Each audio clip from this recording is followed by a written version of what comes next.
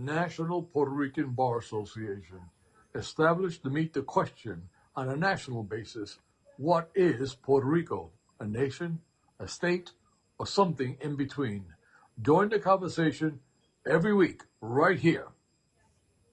Welcome, everybody. I am El Licenciado Anthony Suarez with you, Chairman of the National Puerto Rican Conference. With me, my co-host Steve Alsina of Equal Justice. This podcast is we try to do every week to bring attention to the nation of what is going on that little island of Puerto Rico, which we cherish so much. It is one of the issues. Well, it is the major issue we talk about on this show, but we also talk about issues that are called equal justice, and that's the name of the show, Equal Justice, where we deal with legal issues, the 14th Amendment, equality of citizenship among all Americans. And that, of course, includes this question about the status of Puerto Rico. And with us today, we have a very, very special guest, a homeboy from the Central Florida, none other than Marint Riivera Esquire, who is in Washington, D.C., the Director of Advocacy for the Puerto Rican Statehood Council. Welcome, Martin. How are you doing? Doing good. Thank you, Anthony, and thank you, Steve, for having me on the program. Really happy to be here. Thank you for coming.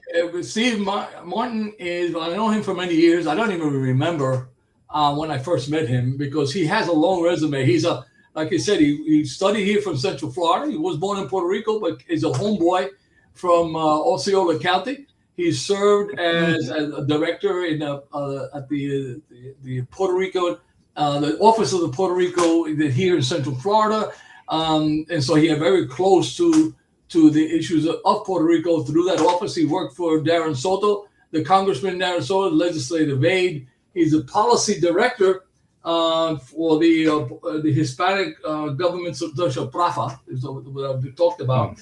And of course, with he's the political director of the Puerto Rican Statehood Council. So those are many things. He has a long, and he will of course can explain as we go through the things that we plan to talk about. He'll be going to what he knows about this because his knowledge is extensive.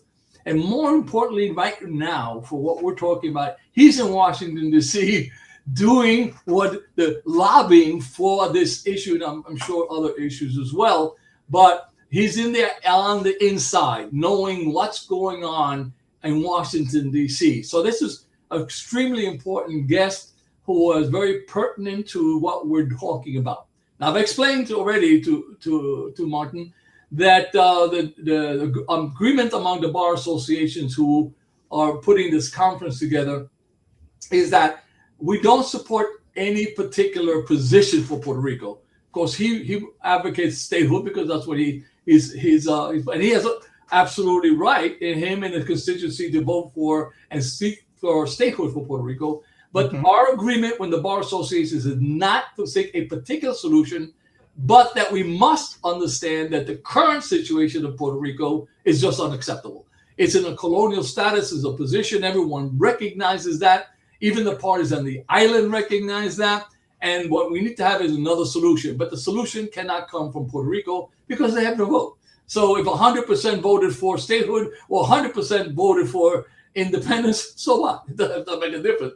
The only one that can make a difference is Congress, who can act a binding. And so we talked about the Puerto Rican Status Conference. We did that with Congressman Soto. That's who's one of our guests before was Congressman Soto. I don't know if you've got his image up there, but we have had Congressman Soto on the show. We have had Congressman, let me add, as Congressman Frost has been on our show as well, and we had a great show. We have had Howard Hunt, advocate, former ambassador of the United States, who wrote constitutions for Micronesia. He was a guest on our show. We've had Nelson Dennis, who was an author, former state legislator, and activist on the issue of Puerto Rico, more likely of independence for Puerto Rico, but he was a guest of ours as well.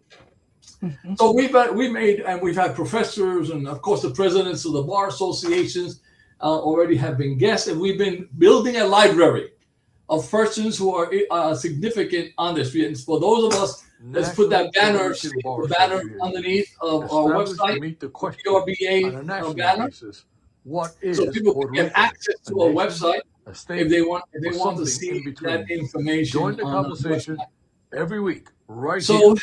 no, you're not the voice, not the voice, the banner, the banner. I know. I don't know what happened there. My apologies, sir. But I can insert. I can't, not right now. Let's continue. So, Martin, let's talk about what you do in Washington, D.C. for the Puerto Rican Statehood Council. As well, I serve as Director of Advocacy for the Puerto Rico Statehood Council. The council is a 501c4 nonpartisan issue advocacy organization fighting to provide full equality to the 3.2 million U.S. citizens that live in Puerto Rico via statehood. We do several advocacy issues, such as we host learning sessions, congressional briefings to the public. We also lobby before Congress, trying to push to finally have that binding bill, so the people of Puerto Rico, when they have that next vote, it'll finally be binding and it'll be self-executing. So it won't have to come back to Congress, and whatever the people of Puerto Rico vote for will be enacted. So that's what we've been fighting for. We've gotten close in the last two sessions of Congress. This session of Congress has been a little slow, new hurdles, new Congress, new president. But I do see the issue advancing again and getting more active, especially the last few months. There's been more activity from all sectors of this issue, whether you believe in independence with a compact of free association, statehood, and even some, such as the current resident commissioner, who wishes to stay in the territorial status. But yeah, happy to discuss several of the things that have progressed these last few months and where I see it going in the foreseeable future. That's the next question. Okay, I jumped the gun there. We're doing all a lot of stuff. I realized when we started this concept of this the national conference that what we're trying to do is create a bunch of potential leaders for the future. It's cadre of leaders for the future. So we have to get voices outside of the Puerto Rican community to participate. So we have to get law schools, and I'm going to talk about moot court in a minute. We have to get people outside to promote this bill, because that can't be done with us. So what is the likelihood? What do you see in the near future vis-a-vis something like the Puerto Rico Status Act ever coming to light? Is it true? It's just a dream, pipe dream? What is this? No, again, we have to know where we came with the Puerto Rico Status Act itself, because it got unanimous support we're currently in the 119th Congress, and every 2 years Congress changes. In the 117th Congress, we got unanimous support from Democrats in the House. I believe around 16 Republicans joined that vote to get it out of the House. There was only a week left in that session, so the Senate didn't take it up. Then the following Congress, it got reintroduced by the late chairman, Raul Grijalva. He garnered to get 102 co-sponsors last Congress. And then in the Senate, Senator Marint Heinrich introduced the companion bill in the Senate, and it got 27 co-sponsors, which is the largest number of co-sponsors in any bill trying to resolve Puerto Rico's political status. We also got a statement of administration policy in favor of the bill from the Biden administration, but 2024 happened, and like I mentioned, every 2 years Congress changes and we have a new president, so it's kind of hitting the reset button a little bit. But that doesn't mean that all the work that went into the Puerto Rico Status Act just disappeared, because at the time before the 2024 election, Governor Pedro Pierluisi decided to take the template of the Puerto Rico Status Act and hold a non-binding plebiscite on the island, where 58.6% of voters show statehood among all the other non-territorial options, which that was one of the other big successes of the Puerto Rico Status Act, that it respected the previous plebiscites that occurred on the island in 2012, 2017, and 2020, and the two predecessor bills to the Puerto Rico Status Act, which were the Puerto Rico Self-Determination Act by Representative Nidia Velázquez and Alexandria Ocasio-Cortez, and the Puerto Rico Statehood Admission Act, which was by Congressman Soto, which basically were both looking for options outside of the territorial clause. So that's why the Puerto Rico Status Act itself excluded the territory status And that's why the last plebiscite also excluded it, because it took the Status Act as a template. That again showed that among the non-territorial options, the people of Puerto Rico prefer statehood among all the other options. But it also showed that at the end of the day, Puerto Rico is looking to finally achieve that sovereignty it deserves after 128 years of being an unincorporated territory of the United States. And you can only achieve that sovereignty either by becoming a state and having dual sovereignty with the federal government, or becoming an independent nation and having national sovereignty. But obviously, this Congress is a little bit interesting on the political front, not as much the legal front, because now we have the Resident Commission of Puerto Rico, who associates with Democrats at the federal level, but at the local level, his political party, El Partido Popular Democrático, or the Popular Democratic Party, believes in staying within the territorial clause. And the Resident Commissioner recently introduced a piece of legislation, HR 9246, which basically just copy-pasted the entirety of the Puerto Rico Status Act. And here's some issues we have with that legislation. It failed. It provided a new option, which was the Commonwealth option. But the issue with that is that he failed to actually define what Commonwealth is. See, Steve, this is where we get wrapped up. We get wrapped deep in the axle here, okay? Okay, so let me stop him. Let me stop him here for a minute, okay? And then, because he makes a perfect segue, okay? So I was talking about the territorial clause. So what happens, and because Martin is, of course, a lawyer. He went to law school here in the state of Florida. He was undergraduate at UCF. So he could talk about the territorial clause, which gives me now the entrance to segue to talk about this national conference in moot court. Because, Martin, let me ask you this question. While you were in law school, and you know the constitutional law is like the most important course that you take in law school. It's a 2-semester course. It's taken in your second year after you've taken your basic courses. So they put it right in the middle of the most important. It is the most important course. I think it's unequivocal to say in law school. Did you study the territorial clause during your constitutional clause? Personally, I was interested in it. Obviously, being Puerto Rican. No, I'm talking about your course. Everybody else, not personally. There was not a course on the territorial clause and the history of the territories, and that's also something that I expected now, because every 2 years you get new members, you get new staff. So even some members that sit on the Committee of Jurisdiction, which is the Natural Resources Committee in the House and the Energy and Natural Resources Committee in the Senate, sometimes the staff or members don't know the particular details of the insular cases, the history of Puerto Rico, the other territories, and sometimes you have to start basic 101. So basically, you got to restart every 2 years, explaining everything and teaching everybody. So everything that you've been working on for years, every 2 years, you got to start teaching from square one. Yeah, and a lot of staff and even members are attorneys themselves. And like Anthony mentions, in law school, there's not a course that actually focuses on this issue. And not even law, not even your constitutional law. They skip that because there's so much constitutional law that's involved. The textbook is nearly 2,000 pages. Okay, Steve. So no, you don't have time to cover the territorial clause because it's too small. So all the law professors that teach con law skip that, and they go on to other things. So that leads us to this question. Let me add this here little image here. All right.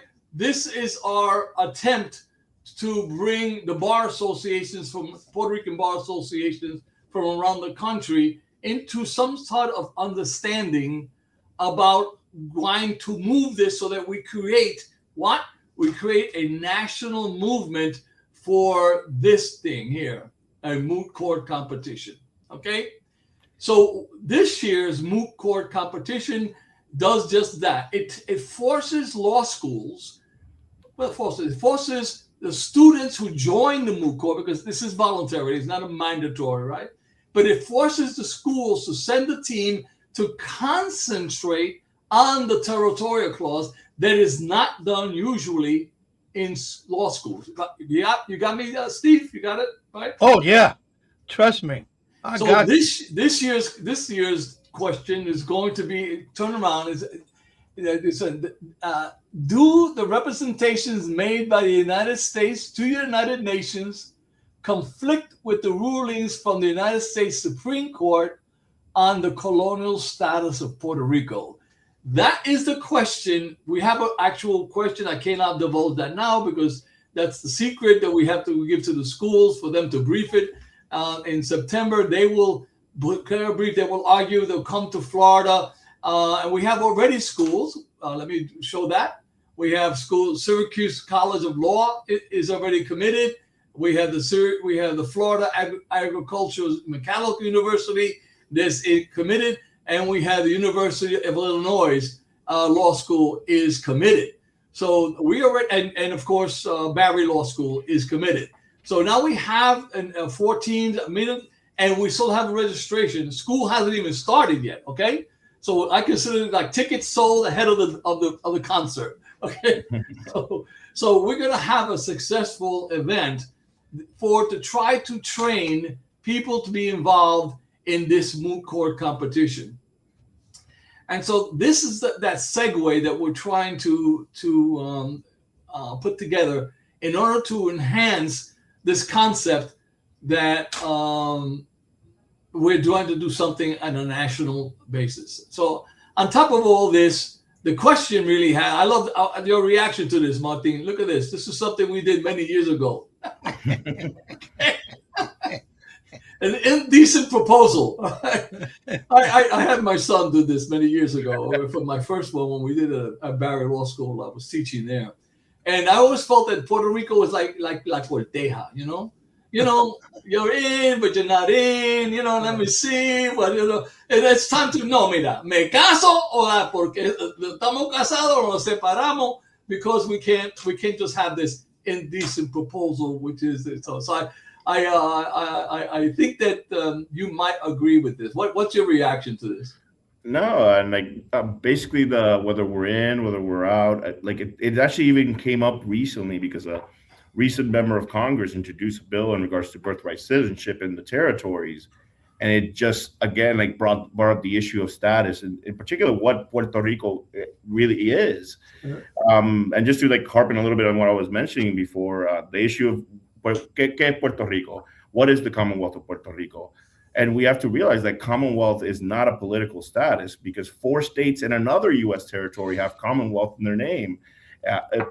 Puerto Rico is an unincorporated territory of the United States. And because of that reality, some people, when it came to, it was Representative Morgan Griffith legislation that he's proposing to change birthright citizenship on the territories and only granted after 2027, January 2027, to people born on the island if their parents are U.S. citizens or eligible for U.S. citizenship, or they have legal permanent residency. So that shows you, and that was in response to the Trump v. Barbara case, where birthright citizenship was upheld via the 14th Amendment. But the issue with that is Puerto Rico we didn't attain our citizenship via the 14th Amendment. We attained it via statute, via the Jones-Shaffer Act, separate from the Jones Act.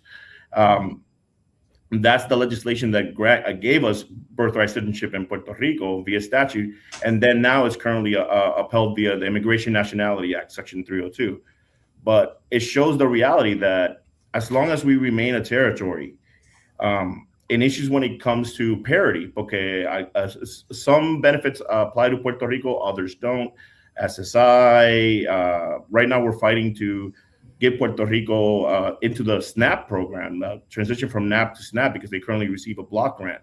And Puerto Rico actually used to be eligible for SNAP until 1981, 1982, until Congress reversed that opinion.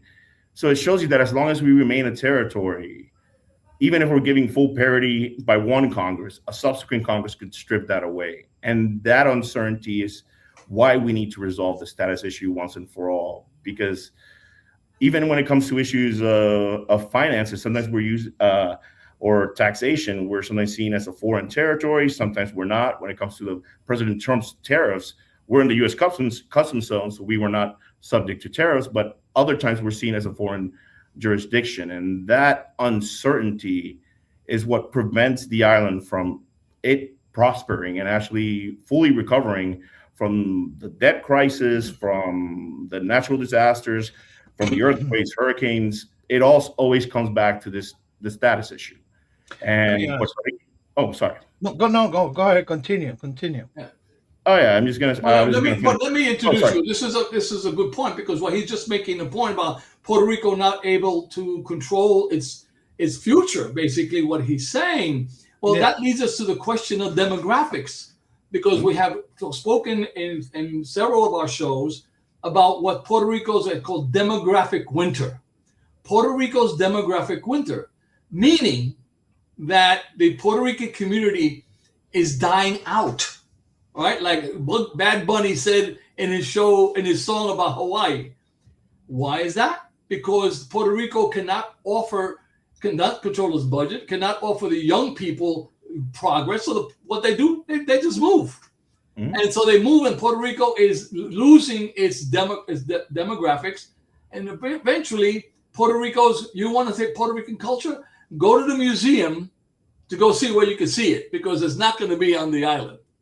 And that is what he's making reference to, that until you resolve the problem that Puerto Rico can govern itself and can control its own legislation, they have no control over maintaining its people and controlling its budget, and therefore have no control. Yes, Steve. What you think, okay, that the American government is going to let Puerto Rico go with the billions and billions of dollars that they're making off of Puerto Rico? Again, this Commonwealth? Yeah, as I believe, at the end of the day, the U.S. does see an importance in Puerto Rico. And I do believe that there's many members in the House and the Senate that look forward to admitting Puerto Rico as a state, if finally if we have the support behind it. But do I see the U.S. wanting to let go of Puerto Rico? Depends on. There are definitely members who are now in Congress who support Puerto Rico independence. But the thing is that Puerto Rico is an asset to the United States. So if Puerto Rico were to become an independent nation, the U.S. would lose the key to the Caribbean, basically. Pretty much. Not only when it comes to commerce, but also national security. It's the right now, when it came to whether you agree with the Trump administration's conflicts in Venezuela and in Iran, and from what we maybe if something happens with Cuba, the staging ground is Puerto Rico, is Roosevelt Roads. That shows the gem that for national security purposes. But when it comes to commerce, it's basically the gateway to Latin America. So I don't think, as if I were the U.S. government in its entirety, I would not want to lose Puerto Rico. But I also do believe that this is an issue of self-determination. Que al final del día, at the end of the day, it's been 128 years that we've been a U.S. territory. We've been citizens for 109 years. We've served in every military conflict. And at the very least, the one thing that we do deserve as Puerto Ricans is to determine our future for ourselves and have all the constitutional viable options. Because we forget que solo porque, just because we're a territory, just because we're an unincorporated territory doesn't mean that because we've already been annexed. We were annexed 128 years ago. But just because we were annexed doesn't mean that Puerto Rico is automatically going to become a state. A good example is the Philippines, that was also acquired, but they became an independent nation. And I think that, again, after 128 years of being a U.S. territory, it is up to for the people of Puerto Rico to decide. They voted 4 times already, but we just need to have Congress enforce the will of the people with a binding vote. So until Congress doesn't pass the law, okay, nationwide, for Puerto Rico to become independent so it could hold its own elections, we're just preaching to the choir. Some people say, oh, they're very legitimate proposals, but at the end of the day, there are expressions of self-determination, legitimate expressions of self-determination. That's what the Puerto Rico Supreme Court has found in this, especially in the last 4 plebiscites, the one in 2012, 2017, 2020, and the latest in 2024. But at the end of the day, this is an issue for Congress. At the admission of new states is in Article 4, Section 3 of the Constitution, that it's up to Congress to admit new states and also to regulate all the rules and regulations over the territories. So we're at the whim of Congress. That's what and Anthony can elaborate a little bit on this, but that's what the Sanchez Valles decision showed, because that's an issue going on, like I mentioned earlier, because a lot of people who support the current status speak of, oh, I support the Commonwealth status or el Estado Libre Asociado.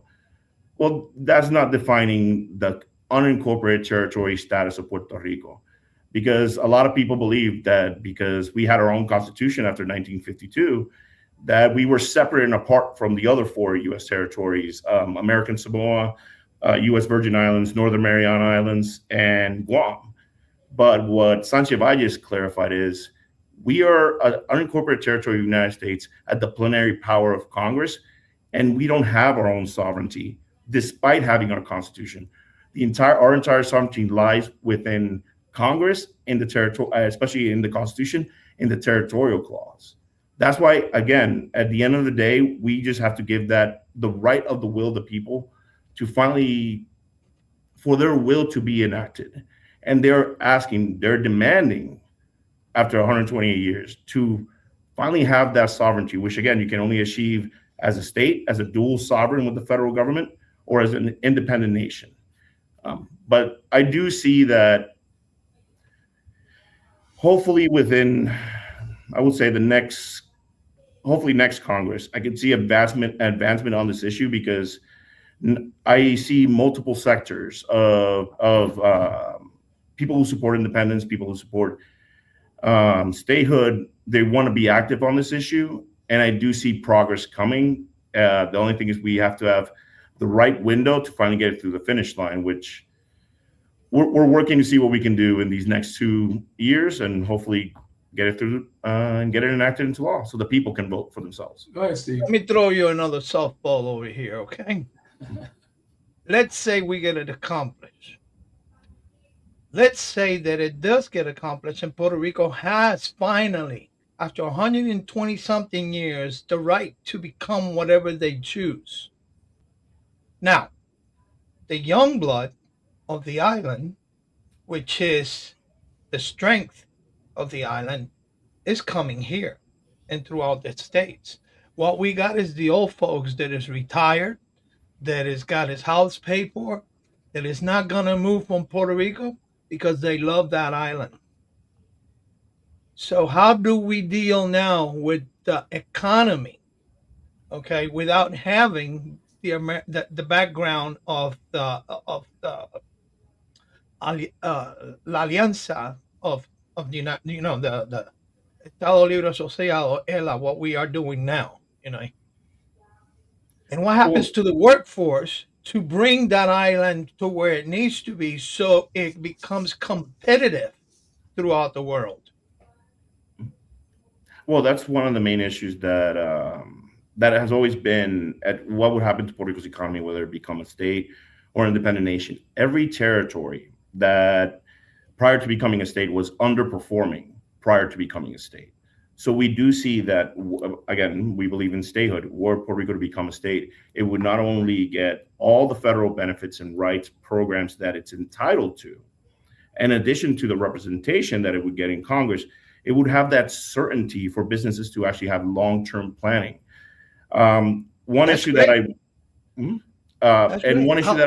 oh, sorry. No, you're fine. Forgive me for interrupting you. I'm going towards the other side. Let's say they don't want to stay as a state. They don't want nothing to do with the people of the United States. They want to be on their own. And after 128 years, okay, of depending of having that alliance with the United States, that alliance now is gone. Okay. So the workforce is gone. We got the old folk. Now what? Yeah. So where Puerto Rico become an independent nation, that's the other alternative. And then there you have like two different choices. Okay. Puerto Rico can become an independent nation, and it can become an independent nation with a compact of free association. We currently have a compact of free association with 3 other nations: Micronesia, Palau, and the Marshall Islands. But even with those, even with the compact of free association, even with trade deals, the medium household in Puerto Rico right now currently receives annually around 25,000 to 27,000 a year. I believe states such as Alabama and Louisiana, I think the medium household average income is $55,000 a year, and that's on the low end. Mm-hmm. But I look at nations around Puerto Rico, and I always I don't like to use Cuba because obviously there's other geopolitical issues there. I like to keep it closer to home to like Dominican Republic and just see what the household income is there, and it's substantially lower even to what Puerto Ricans receive. So even with trade relations with the United States, the financial benefits, privileges that statehood guarantees would not be equivalent under independence. Puerto Rico obviously would still be, like I mentioned, it's still a gem of the Caribbean by itself, but it would have to deal with its own debt issues, its own politics, its own finances eventually.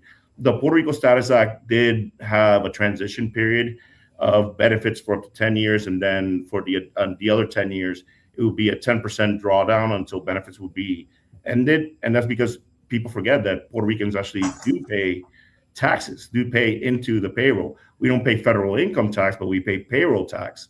And if a Puerto Rican makes income from outside of Puerto Rico, they have to pay federal income tax as well. We actually contribute more than several states, I believe more than Vermont. Puerto Rico's a money pit for the United States. They're making a lot of money. But I do, yeah. But that's why, like, and also the one issue that I worry about personally, because like Anthony mentioned it, a majority of Puerto Ricans have left the island because they don't see those opportunities when it comes to employment.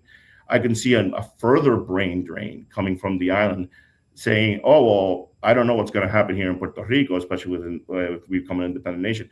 I'm just going to go to the States, stay there," and that's what's even happening right now. But I can see that being exacerbated by independence. Exactly. I think that's the point, my thing, because if Puerto Rico become a nation, I'm not saying cannot, I say can. It can become. All of a sudden, the governor becomes the president, and the House of Representatives becomes a national Congress. But the economy is going to be lower, and because they're not going to take away, or not going to be able to take away American citizenship from those that are on the island. Right. So Puerto Rico becomes an independent state, but everyone else is going to move to the island, to the United States, because of the economic opportunity. So it doesn't change the dynamics of the ultimate demographic winter that Puerto Rico faces. So while it can do it, and some people think if that's important, they'll do it.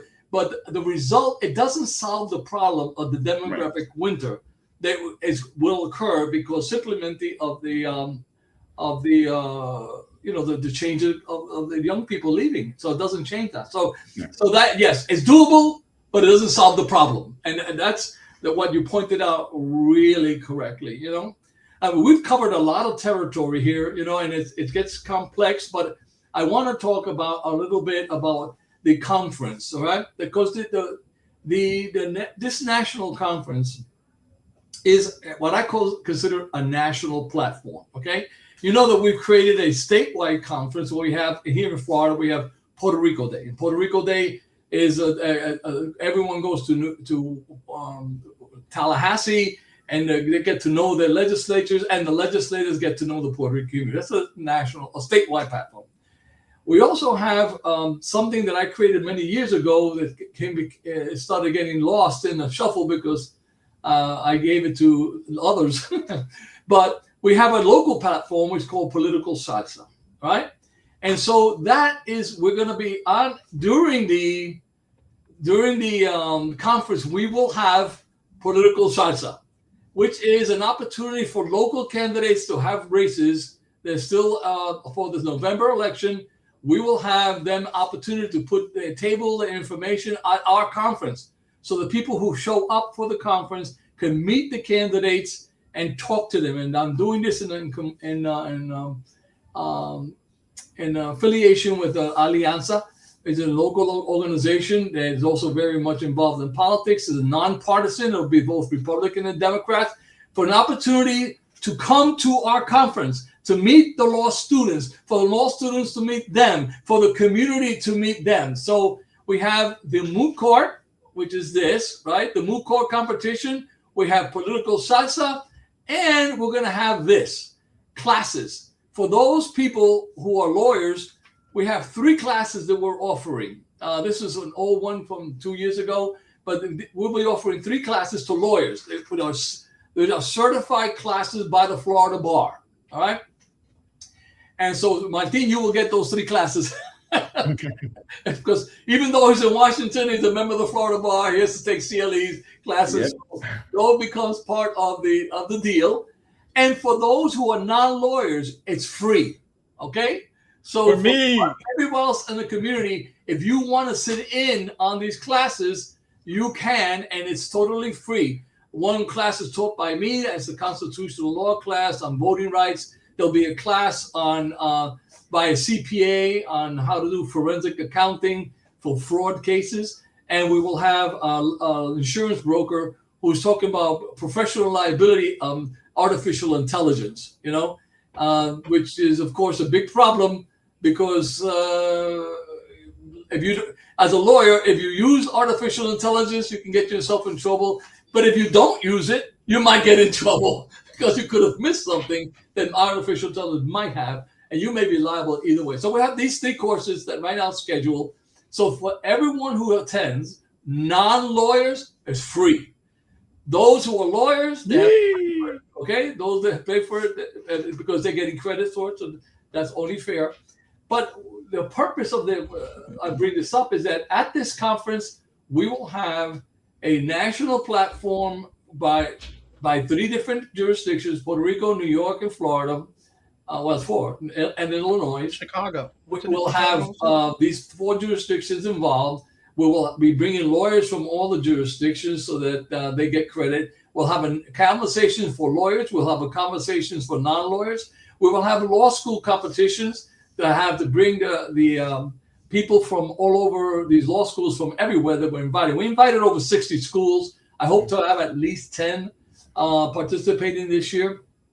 And so we begin the process, and also then we'll have political salsa, which is the local platform, so that local candidates get to know what we're up to. So it's an ambitious agenda that we're putting together, but I think that hopefully it is something that is needed.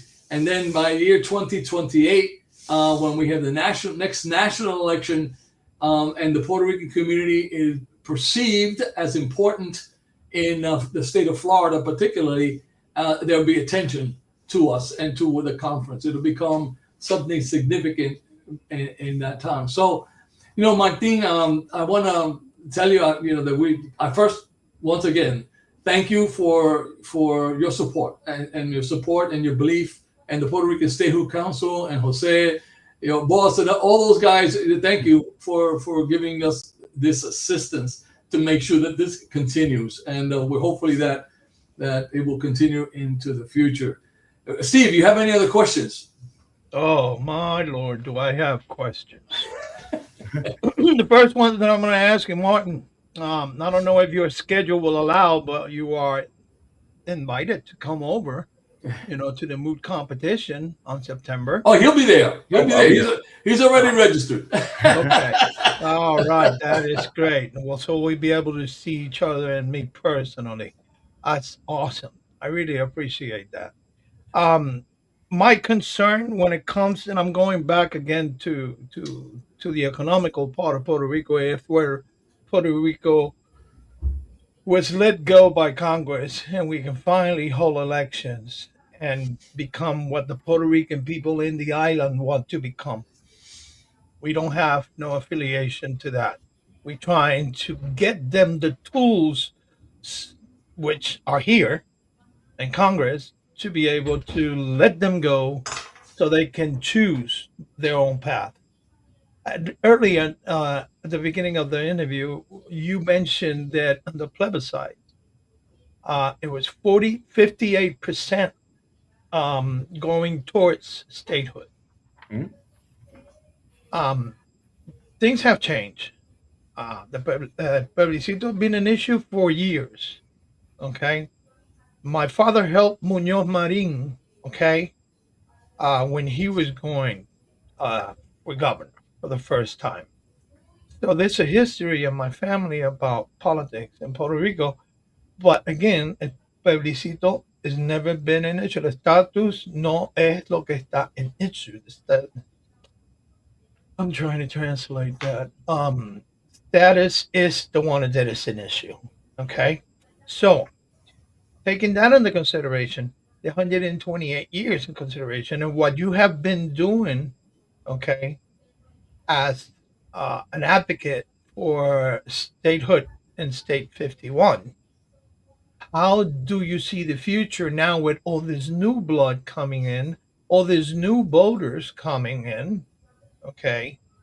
And what do you think the future will be, okay, based on those numbers alone? Well, when it comes to new blood, let's say even new members, but I'll even bring in new attention to the issue because obviously we've seen some expressions by President Trump, but we've also seen the opposite expressions by former Vice President Kamala Harris that she supports statehood for Puerto Rico, for example, or at least for the people of Puerto Rico to decide for themselves, and if they choose statehood, welcome in. What we see this becoming, and that's something that Anthony has always mentioned, that because there are 3.2 million Puerto Ricans on the island, 6 million here stateside, our political power is stateside. We can actually, and we are actually placed in the states that actually swing elections, such as Florida. Mm-hmm. And our power is this issue, the issue of status, Puerto Rico status, whether Puerto Rico should become a state or an independent nation, is going to become a presidential issue in the next election. It already is. You think?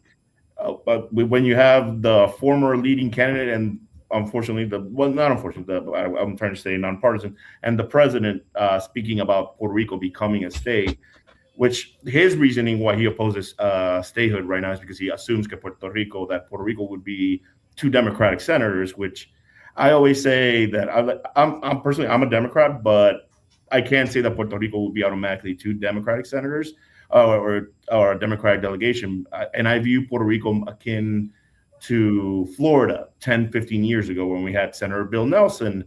Florida voted for Obama twice, but then it's swung more Republican because the Republican Party actually put attention towards actually making gains there. Right now in Puerto Rico, like I mentioned, the parties are based, the local parties are based on the stat. Go on, keep talking, keep going. Keep going. He froze. What happened here? Anyway, I think that Representative Marint Riivera, we have a freezing situation in here. For a minute there, huh? Something happened over there. It's a distance, Tony. Says he's in DC, man. You know. Okay, so let's do this. Let's just keep him there. I got him behind. There you go. There you go. Where's he at? Hello, Martin. Martin? Something happening. I think he lost connection. Yeah. But that's okay. He'll get in back again. Going into this that you had put open here, Tony. Yeah. Puerto Rican Bar Moot Court competition award ceremony. Talk to me about that. So once we have the moot court competition, we are going to have a winner. That's right. Okay. So talk to me about that. What we get, Martin again, and tell me what this flyer that you have in here is all about. Right. Well, what we're doing, as we were talking about, at the end of this conference and this moot court competition, we will have a winner. And that winner will receive awards at a ceremony. So what we're doing for those of you who are just want to join us for the event, but don't necessarily have the time to go on a Friday or Saturday to all the activities, you can come to the awards dinner on Saturday night and get the activities. You have some music, we'll have some food. You can see, you can see who's going to be the winners. You'll get all the excitement about that. And what I was hoping that Martin, if he gets back with us, will be able to talk to us about the fact that the winner, Darren Soto, the congressman from has agreed that the winner of the competition will be able to go to Washington in order to advocate to Congress or congressional panel, which may be the senator, of course, Congressman and Maxwell Frost, for example, and Soto, to talk about Puerto Rico in Washington, D.C. So I think this is a great opportunity to do. I'm hoping that Martin was able to join us again. Yes. I don't know how we cut him off. No, we lost signal with him. Okay. We did not do nothing. Oh, That's okay. over there on his side. But these things happen when you're doing live, and that's okay. So, wow. So then we have a 3-day event. It's a 2-day moot court, and then we're gonna have a dinner with Right. the prize and the award ceremony. Mhm. And then Mr. Soto is gonna bring this winter team to the big house to be able for them to express themselves about the mood competition and what the mood competition was. Yeah, and this is all in Orlando. There he is. He's Hey, added to the stage. Oh, Oh, my mind. we had a little bit of internet interruption. Okay. don't worry about it, my friend. Okay, so Martin, but you were leading me into the segue about what we can do, and I was indicating that at the end of the moot court competition, and at the last closing ceremonies of the 2-day conference, will be the award ceremony. We will be awarding to the winner of the competition not just trophies, but an idea that you actually the one who gave me the idea. Okay. Okay. That the winner of this conference can go to Washington and present to Congress. And so Congressman Soto has agreed, and with Representative Frost, all right, that the winner will be able to go to Washington to make a presentation. And I think that you were talking off air with me that you would try to get the local bars, Washington, D.C. bar, perhaps get involved in something like this, because that is a great difference. Imagine the benefit to the law student who wins this, or the law team, because a team, it's a 2 or 3 person team, gets an opportunity not only to get a trophy and hone their skills as an advocate, but then go to Washington, add that to their resume, So this is a big deal to make this moot court more competitive than other moot courts. Remember, again, I mentioned to everybody, what is a moot court team? Law schools don't have baseball teams. They don't have football teams. Law schools have moot court teams, okay? And then they have to decide how many competitions they're going to participate in because it takes time. They have to do briefs. They have to, and it costs money. So it's a competition. Should I go to the local one downtown, to the local law school, to the one to the state next over where I could drive to, or am I going to fly all the way to Orlando to participate in that? So to make our moot court more competitive, this is a trick. It is an inducement for law schools to come to ours. And of course, later on in the coming years, as I get Disney involved, the Universal involved, and everybody else, that I will get involved, I will make a package that an offer you cannot refuse, okay? to come to Orlando, it's not just a competition, it's not just a civil rights question, right? Something for which a lot of law students go to school for, to fight for the rights, right? So it becomes an opportunity to hone your skills, an opportunity to fight for an issue, and an opportunity to take a vacation and have a good time. I think that's a winning combination that could make this moot court competition the best one in the country. And I wanted to thank you publicly, okay, because it was your idea to brought this, and I brought it to Soto's attention. He jumped on it and said yes, and here we are. Thank you. Oh, no, but thank you always for being a leader on this issue. And you mentioned we don't have baseball teams in law school, so moot court is where we do our combat and training for future litigating. So, but thank you again, Tony. You've always been a leader on the issue of Puerto Rico's status, and also how to help our fellow Americans that have given so much to the nation already. So thank you for all the things you do. Yeah, the man is he's been doing a lot of stuff for many, many, many, many years. You know, the fact that he was able to bring the Puerto Rican Day to Tallahassee, and from there it gave birth to all kinds of different counties and cities, and how we celebrate here in Florida. The Puerto Rican Day is the man right there, right there. Mhm. He was the one, and it's an honor, you know, to call him my friend. Um, Martin, you first time we talked, but I'm an old man, you know, and to see all this new blood and all this young blood like you, yourself, Maxwell Frost, who we had in the show, the mood competition. This is my first, okay, and I'm pretty sure it won't be my last. See, law has been always on my veins. It's just that I did not have the money. I was a single dad. I had to take care of the kid. I couldn't go to law school. But that doesn't mean I cannot educate myself and learn about the law. So I will be there. And not only doing interviews, I will also try to squeeze in and put a case just between us over here. Now, I'm joking. Maybe the next time. But it's an honor. It's an honor to have Tony in these different shows that we do. It's an honor to have you here, Martin. Looking forward to meeting you.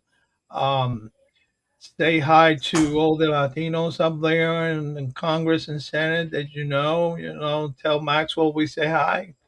And Tony, it's you the man. Well, You're the and man. again, this been a passion of mine, as you know, all guys know. I Oh, was you born know. and raised in New York City, so yo Mhm. soy boricua de porque lo quiero, Corazón. right? De corazón. And when I ran for office over here, I had a lot of hard time with the original Puerto Ricans, lo puro, you know. Oh, yeah. Me llamaron el You, híbrido, you know. yeah. You So, and it. Yeah. I wasn't Puerto Rican enough. So, You. interesting enough, because Puerto Ricans from New York often are more Puerto Rican, more pro Puerto Rico than those from the island that I have Yeah. found. Yeah. But But we have to respect que todos somos boricua, whether you're a Neo-Rican, a Chicago Chi-Rican, right, or like I like to call it Floricans from right, Florida. right, We're all boricua, and we all want the best for the island. right. Yes, And pero when Tony started, okay, down here in Florida, there was resentimiento, you know. Mm. Oh, this guy is now Puerto Rican. He's a New Rican. What the hell does he know? You know? And they were so wrong. They were Mm. right, so wrong. Because this New Rican has made the name of Puerto Rico bien big here in La Florida. To this Mm. day. To this day. And I'm just talking about Florida. Whatever he did in Tallahassee, besides the point, that's another story. yeah. And what he has done with Moot Court and what he's done. Listen, let's stop this talk. Okay, let's Oh, yeah, stop but this. okay, we gotta say it, We're man. talking We about the gotta. conference and what we're doing and how we're trying to accomplish something. I want you to know, for those people who are interested, we have these. I call these legacy coins. Okay, I have legacy coins for sale. This is all the money goes to raise for funds for this and for scholarships, because if we raise enough money, I can waive the fees for the students, right? So the law schools come for free, and that's even more incentive. So these coins, I have legacy coins for each year for 5 years. You saw the 5 coins on the introduction, and they're $25 each coin. That's a small contribution you could make if you can't come. You can buy your coin, sets of $25 each, or I think 05 for $100 for 05. And that's an additional contribution you can make. You can find that on our website. All right. So you can go to our website and purchase the coins there. Guys, I want to thank you so much for this conversation. Looking forward to this coming semester and this whole event. And once again, Martin, thank you for joining me. Thank you for coming. Steve, gracias por todo. See you next week. God bless. God Thank bless. you. See you soon.